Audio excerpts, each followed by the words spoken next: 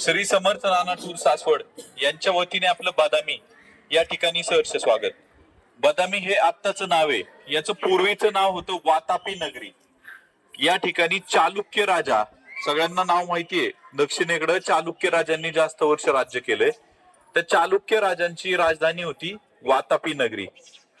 त्याच्यानंतर या ठिकाणी आपण सगळीकडे पाहू शकतोय की या ठिकाणचे जे सगळे दगड आहेत ते बदामाच्या रंगाचे तुम्हाला दगड दिसतात.